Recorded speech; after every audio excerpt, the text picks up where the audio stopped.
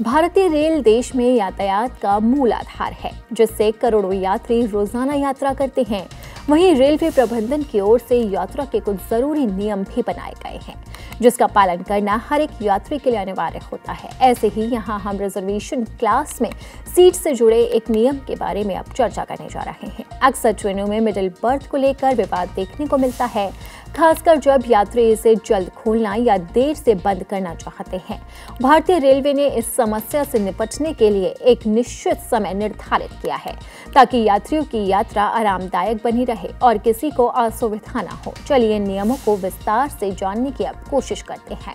Sleeper coach में सफर करने वाले यात्रियों के लिए रेलवे ने मिडिल बर्थ के लिए समय तय किया है। नियमों के मुताबिक यात्री 10 बजे से सुबह 6 बजे तक ही मिडिल सीट को खोल सकते हैं। ये समय इसलिए निर्धारित किया गया ताकि दिन के समय दूसरे यात्री आसानी से बैठ सकें। दिन में मिडिल सीट खोलने पर अन्य यात्रियों को परेशानी होती है, इसलिए इसका पालन करना जरूरी है। टीटीई ट्रेन टिकट एग्जामिनर इस नियम का पालन कराता है और ये सुनिश्चित भी करता है और समय से पहले सीट खोलने पर चेतावनी भी दे सकता है।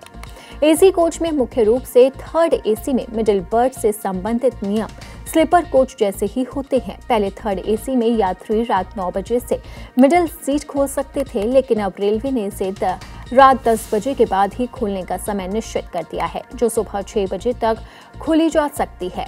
ये नियम सभी यात्रियों को एक सुविधाजनक और व्यवस्थित यात्रा सुनिश्चित करने के लिए बनाए गए हैं। सोने का समय समाप्त होने के बाद यानी सुबह 6 बजे के बाद यात्री को मिडिल बर्थ को उठाकर सिटिंग स्थिति में लाना होगा, ताकि अन्य यात्री आराम से बैठ सके। दिन के समय में मिडिल और लोअर बर्थ के यात्री समान रूप से लोअर बर्थ को बैठने के लिए साझा करते हैं। इस तरह कोच में सीमित सिटिंग स्थान का सफल उपयोग किया जाता है। अगर मिडिल बर्थ पर बैठा यात्री 6 बजे के बाद भी अपनी बर्थ को उठाने से इनकार करता है, तो इससे अन्य यात्रियों को परेशानी हो सकती है। इस स्थिति में अन्य यात्री टीटीई से शिकायत कर सकते हैं।